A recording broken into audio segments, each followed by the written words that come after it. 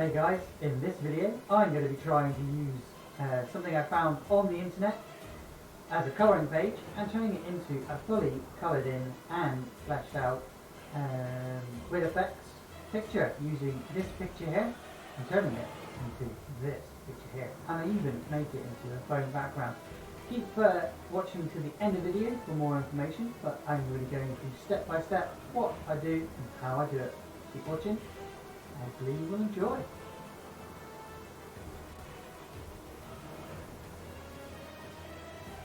Yeah, I took the image that I was showing you from where I found it offline. Made a few layers just so I could differentiate between the arms, legs, head, and all things like that. And started to go along with just the basic colours that I found. And down the bottom you can see which tools I'll be using. I can't name them because I always forget what they are. But if you've got Cricut yourself, then you'll know where and what ones you get with that. But yeah, just basically go over the whole image. I'm trying my best not to copy the line work on this one because I was just trying to just make it just try and use shadow and light and a basic bit of maybe, well, I'll do a bit of line work later, but yeah, just go over the whole thing, do the cape, do the arms and the legs, do the arms and the head, and do the body, the body and the head. You can see at the top there all my different layers that I use. It is very important that you name your layers, especially if you're doing it this way, because you can get confused on what layers. I do it occasionally where I've done this layer and I've gone over it with another texture or something, and I've made a complete mistake. So I've started doing it in one area and it's ended up being on the wrong layer, so it's like, okay, I've done a thing. So what I do is I clip through all of the different areas, different things. You'll see that later on as the video goes on, but yeah, different clip things. And as you see, because I haven't used any line work, I have to fill in a few areas that you could see. That's why I put a black background, so I could see the different areas that I'd missed, and I make sure I go back and forth on the different layers as you see me doing on the right hand side, to make sure everything looks less sketchy, should we say, less bumpy. Everything's filled in and it's looking the sort of way it should do if it was just a general picture with a little bit of line work. Again, only using the line work for a guide, and I'm not using, not going to be putting any sort of heavy line work on this one this time. If you've got any questions about this part of the video, please let me know in the comments down below. And this one is going to be is available up on my Etsy channel. If you don't know the Etsy channel, there is a link in the description down below. We're definitely going to check that one out. And yeah, I do this live over on Twitch as well. So if you want to see this short or you want to give me questions as we go along, you can come over to any of my Twitch streams. Same name, different place. Leap084 Games. Like I was saying, with a bit of texturing, this is what I will do with the whole thing, but I was just sort of playing around with it, what I could do without any line work on the moon, because this is moon night. And as I go along, I sort of use textures and things. Again, all the textures and all the things that I'm using are in the bottom right. Keep looking at that area for what, if you're interested in which brushes I'm using and what techniques as I go along.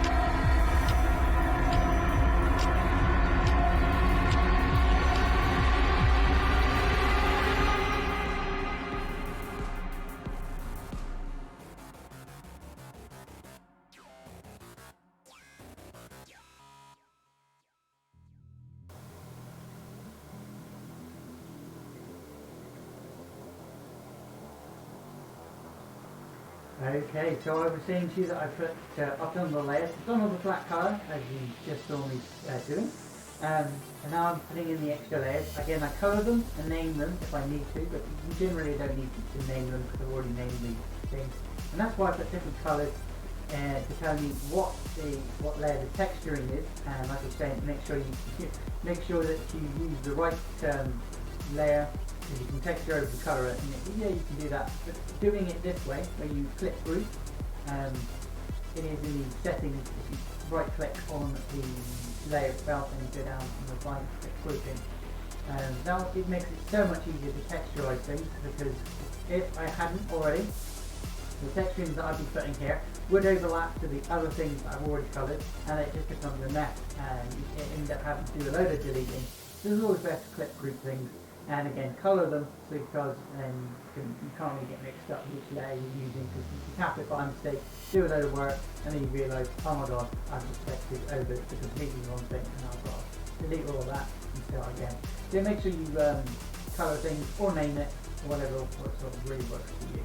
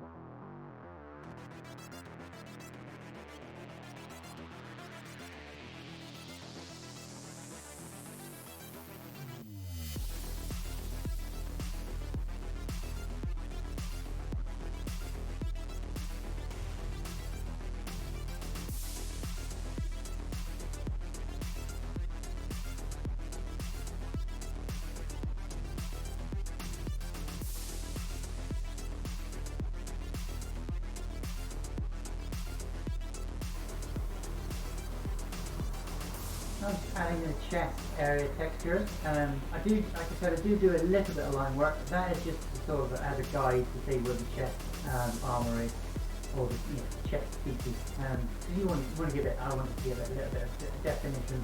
He doesn't actually have any muscle structure on his costume, like you normally would see in most comics. But as you probably noticed, in a lot of films now or TV shows, they don't use the muscles so much. They use the like textures on the clothing, and they just give them armour and areas, showing the armour and where that bit is armoured. And I think it's what they try to do on the Moon Knight when they do the wrapping.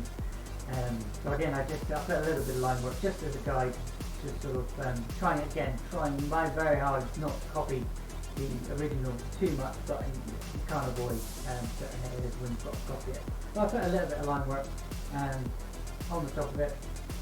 You will see me mess up in a bit.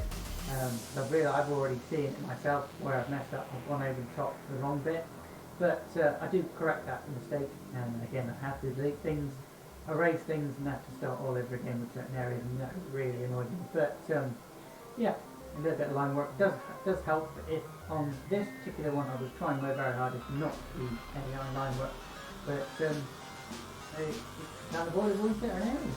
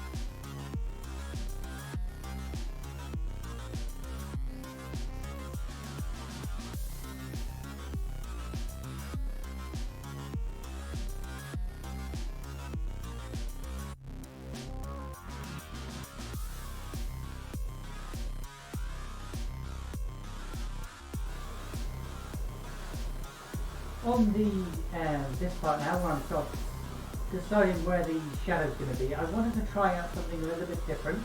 I don't want to just do the basic shading like I normally do with either the dark colour on itself or the actual shader tool. Again, the tools I'm using are in the bottom right. Keep looking at those, which ones I'm using. This is just a dot. I thought it was quite handy as well for making the wrappings look a bit more textured. I was really trying to do these sort of textures. Now I'm going in with the normal tool that I use to shade things with. This is really handy. I think it's like the airbrush. This is airbrush tool. You can do it this way. I prefer to do everything with the airbrush tool. But you can use whatever works for you really. But I think it works. It works quite well. The print turns out quite well in the end. Yeah, airbrush everything. Where the darker areas. Again, I had to put the moon in at the very beginning, so I wanted to know where the light was going to be coming from, and sort of tweak the shadows here and there to sort of go like, oh, there's the moon. It's not going to be on. It's not in front of him. It's not on top. It is behind him, and you've got to sort of trying to emphasise that with the shadow, with the airbrush tool, to make everything look sort of shadowy.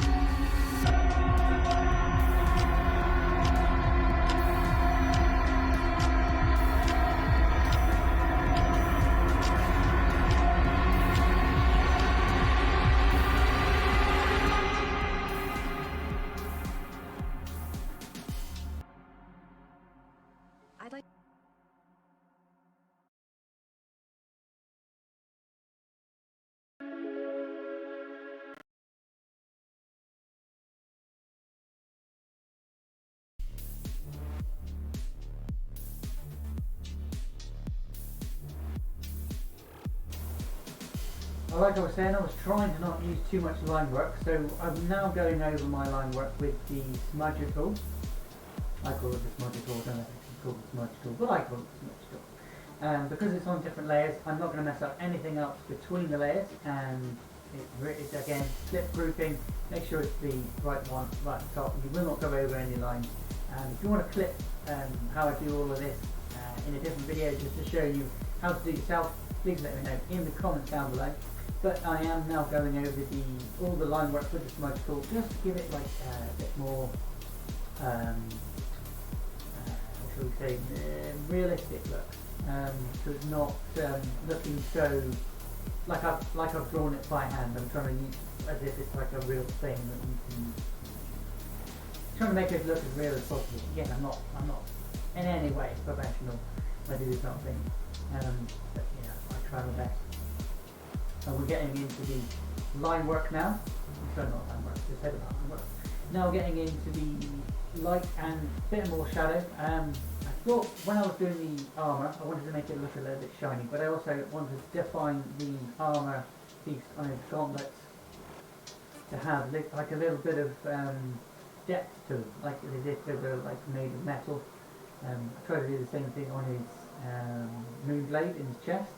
Also his symbol for his, like a Batman symbol really at the back on the chest. This is the moonlight, the moon symbol on the chest. Tried to show it was a moon blade at the same time. The same one as he's holding in his hand.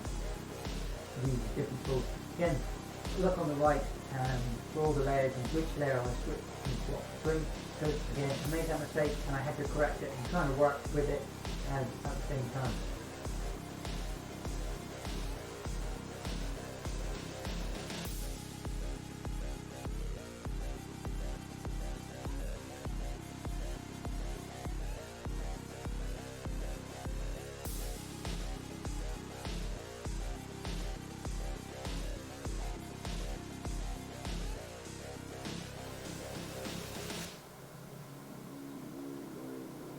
Okay, so yeah, we're getting now into the head and the eye part. Now, the eye part I couldn't figure out because I was like, how do I make his eyes glow from underneath and on top and sort of thing? Because I've noticed in the show's eyes glow and I was like, I really like that effect. And how can I make that effect? I know how to make things look glowy, only from behind, and make clothes like give them a bit of a overlay glue. And I ended up deleting the whole of the eye. And then putting the darker layer underneath, and you'll notice now how much of the shading overlaps this part as I do the different colours, and you'll notice that the different layers and how helpful when you do the different layers it becomes when it gets to this part, because you'll see how much actually I'm removing from the eye to make it stand out a little bit more from the shading I put on there. Really enjoyed doing this bit and trying to make the eyes look like they're glowing, and hopefully you like it as well. Let me know what you think in the comments down below.